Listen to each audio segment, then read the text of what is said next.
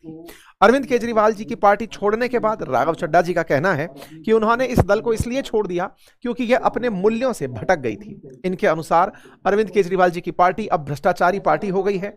ये लंबे समय से उस पार्टी के अंदर रहकर भी चुप थे क्योंकि पार्टी इन्हें उनके अनुरूप काम नहीं करने दे रही थी। इनका कहना है कि ये पार्टी के संस्थापक सदस्य रहे, लेकिन अब पार्टी मूल सिद्धांतों से भटक गई है और इसी कारण से इन्होंने पार्टी छोड़ने का निर्णय लिया है। हालांकि इनके ऊपर अब दल बदल कानून लगेगा या नहीं, ये तय करेंगे राज्यसभा के सभापति यानी देश के उपराष्ट्रपति, क्योंकि इस कानून के तहत पार्टी के विलय को विलय माना जाए या फिर उन पार्टी के सदस्यों की सदस्यता रद्द कर दी जाए, ये अब राज्यसभा के सभापति जो हमारे देश के उपराष्ट्रपति होते हैं उन पर निर्भर करता है। एनीवे, इन सभी चीजों के बारे में आगे और डिटेल में चर्चा करते चलते हैं। फिलहाल कुछ तस्वीरें आपके सामने हैं जिसमें राघव चड्ढा जी, संदीप पाठक जी और अशोक मित्तल जी तीनों ने प्रेस कॉन्फ्रेंस की। तीनों बीजेपी मुख्यालय जाकर के मुलाकात किए। बीजेपी के जो फिलहाल अध्यक्ष हैं उनके साथ में आपकी जो मुलाकात है उसकी तस्वीरें आप यहां पर नितिन नवीन जी के साथ मिलते हुए इन्हें देख सकते हैं। ये कुल 7 सांसद हैं जो आम आदमी पार्टी छोड़ करके आम आदमी पार्टी से निकल करके बीजेपी में शामिल हुए हैं। राघव चड्ढा, संदीप पाठक, विक्रमजीत सिंह साहनी, अशोक कुमार मित्तल, हरभजन सिंह, स्वाति मालीवाल और राजेंद्र गुप्ता। इन 7 सांसदों में से स्वाति मालीवाल दिल्ली को रिप्रेजेंट करती थी। टेक्निकली 2/3 सांसदों का मिलना ही अब सबसे बड़ा कैच पॉइंट है। आम आदमी पार्टी अगर इन 7 सांसदों में से, भाई 7 सांसद हैं अगर, तो टेक्निकली 6.66 जो सांसद हैं वो होने चाहिए पक्ष में राघव चड्ढा जी के, तभी जाकर के इनके विलय को विलय माना जाएगा। अगर आम आदमी पार्टी इन 7 में से किसी एक को भी रोकने में कामयाब हो जाती है तो इन सब का विलय निरस्त हो जाएगा और सबका विलय निरस्त होना इनकी सदस्यता जाने की तरफ संकट खड़े कर देगा।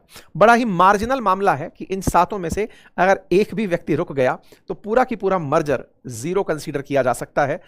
पार्टी मतलब सभापति जो हैं वो इनकी सदस्यता को रद्द कर सकते हैं। बट जब जाकर बीजेपी में मिले हैं और ऐसे में बीजेपी के अंदर फिलहाल जब आप पद पर हैं तो ये सारी की सारी वो समीकरण बन रही हैं जिनके चलते चलते पहले से कहा जा रहा था कि ये उस पार्टी में शामिल हो जाएंगे जिसको ही ये प्लेस कर रहे हैं। और ऐसे में इन पर बहुत लंबे समय से सवाल खड़े हो रहे थे कि राघव बीजेपी ज्वाइन करेंगे। शुरुआत 2 अप्रैल को हुई थी जब राज्यसभा के अंदर मिस्टर चड्ढा को बोलने से रोक दिया गया था। इनको राघव चड्ढा को डेप्यूटी लीडर जो दल के अंदर नेता बने हुए थे उनके पद से हटाया गया था और इनकी जगह अशोक मित्तल को उपनेता बनाया गया था राज्यसभा में। उस दिन से ही तय होने लगा था कि राघव चड्ढा अब इस बात से नाराज होकर के शामिल होंगे। आम आदमी पार्टी ने इनको उतारने का बड़ा रीजन दिया था उपनेता पद से कि साहब आप पार्टी का जो समय मिलता है, कुल आवंटित समय एक छोटे दल होने के कारण राज्यसभा में वो बहुत कम होता है और ऐसे में उपनेता होने के नाते आप सभी सांसदों का समय खा जा रहे हो। और हम जब कहते हैं कि सत्तारूढ़ दल से इन चीजों पर सवाल पूछो, आप उनकी जगह वो मुद्दे उठा रहे हो जो आपकी पर्सनल पीआर में काम आ रहे हैं। भले ही वो देश के मुद्दे हों, देश के लिए हों, लेकिन आपके मुद्दे पार्टी को रिप्रेजेंट नहीं कर रहे। और पार्टी जिस मुद्दे को लेकर अपने स्टेट में इलेक्शन लड़के आई है, पंजाब से आपको नॉमिनेट करके यहां भेजा गया, पंजाब से आपको इलेक्ट करके यहां भेजा गया है, तो आप उन मुद्दों को ना उठा करके वो मुद्दे जो आपको हीरो बना रहे हैं आप उन्हें उठा रहे हो। तो ऐसे में इन्हें उपनेता से हटा दिया गया था और अशोक मित्तल जी को उपनेता बनाया गया था। अब दोनों ही लोग बीजेपी में शामिल हो गए हैं। बड़ी बात यह है कि दोनों की ही एक साथ बीजेपी में मिलने की घटना थी। अशोक मित्तल जी के ऊपर ईडी की रेड की भी चर्चाएं सुनने में आ रही थी। ये लवली प्रोफेशनल यूनिवर्सिटी के उप चांसलर कहे जाते हैं। ऐसे में इनके ऊपर भी चर्चाएं थी कि साहब इनकी ईडी की रेड के 10 दिन के भीतर ही इन्होंने भी अपना मन बना लिया। बाद में संजय सिंह जो हैं, जो आम आदमी पार्टी के बचे हुए सांसद हैं, इनसे पूछा गया तो इन्होंने कहा कि भाई अब मैं इस मौके पर बाद में बोलूंगा। तो बाद में उन्होंने बोला, वो भी मैं आपको सुनाऊंगा। राघव चड्ढा अपने बयानों में पहले ही बता चुके थे कि जब मौका मिलेगा मैं मौका मिलते ही अपनी बातें बोलूंगा। मैंने पब्लिक की बातें उठाई हैं, बाद में भी उठाता रहूंगा। इन्होंने अपनी बातें कही कि मैंने वो मुद्दे उठाए जो कोई नहीं उठा रहा था, मेरे बोलने पर रोक लगा दी गई। मैंने जनता के ही तो मुद्दे उठाए थे, इससे आम आदमी पार्टी को क्या नुकसान हो रहा था। राघव चड्ढा ने जो मुद्दे उठाए उसमें कुछ मुद्दे थे टैक्सेशन पर, कुछ बातें थी बैंकिंग व्यवस्था पर, दिव्यांग सैनिकों के लिए नेता को भी हटाने के अधिकार हो, एयर ट्रैफिक पर भी इन्होंने सवाल उठाए, इन्होंने टैक्सेशन पर सवाल उठाए, इन्होंने बीकानेर जाने वाली कैंसर ट्रेन पर सवाल उठाए, ग्रामीण इलाकों में बैंकिंग सिस्टम पर, पंजाब के अंदर जो दिक्कतें हैं उनको भी इन्होंने उठाया, एजुकेशन रोजगार में गैप की जो चिंता है इनको भी उठाया। लेकिन अच्छे मुद्दे उठाने के बाद भी बचे हुए आम आदमी पार्टी के नेताओं को यह बातें पसंद नहीं आई।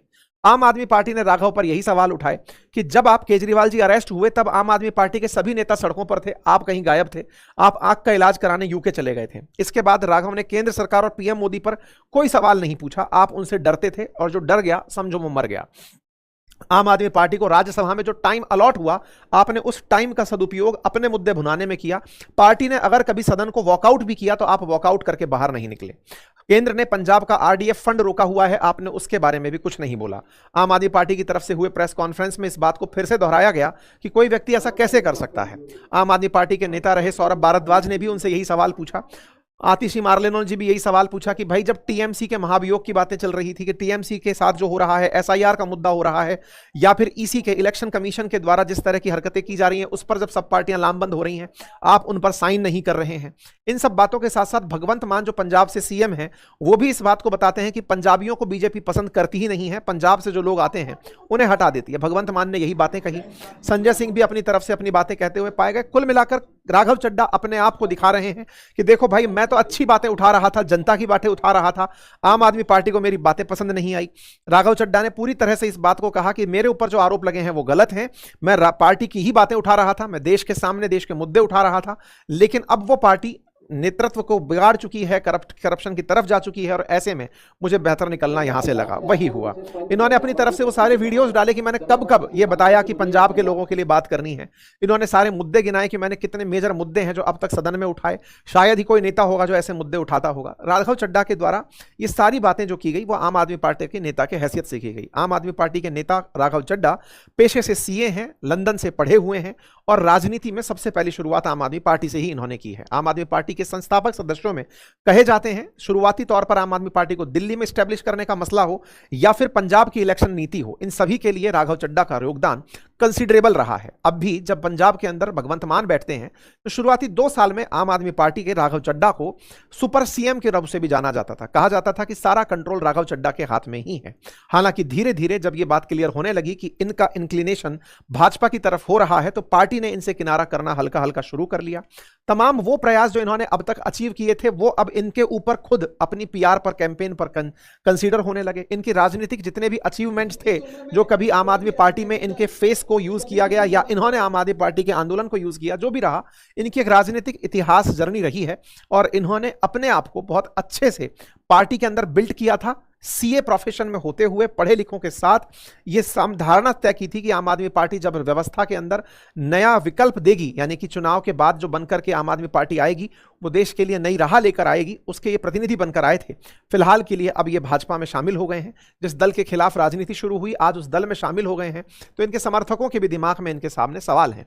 कुछ लोग इन्हें कहने लगे थे कि आप रिमोट कंट्रोल हैं, तो इन्होंने कहा कि पंजाब की जनता रिमोट कंट्रोल है, वो हमें तय करती है। तमाम प्रकार के राजनीतिक आरोप प्रत्यारोप के दौर रहे। फिलहाल के लिए राघव चड्ढा केजरीवाल जी से रिश्ते बिगड़ने के बाद जाकर के अब भाजपा में शामिल हो गए हैं। अब सबसे बड़ा सवाल यह बनता है कि यहां पर क्या दल बदल विरोधी अधिनियम लागू नहीं हुआ तो राघव चड्ढा की राजनीति तो नहीं चली जाएगी। इसके पीछे का तर्क यह है कि आने वाले साल 2027 में पंजाब के अंदर फिर से विधानसभा चुनाव है और आम आदमी पार्टी फिर से यहां पर एक मेजर कंटेंडर बनकर आ सकती है। ऐसे में पंजाब से रिप्रेजेंट करने वाले 6 सांसदों को उठा करके जब अपने साथ भाजपा मिला लेती है तो भाजपा आम आदमी पार्टी को तोड़ने में कामयाब होती दिखती है।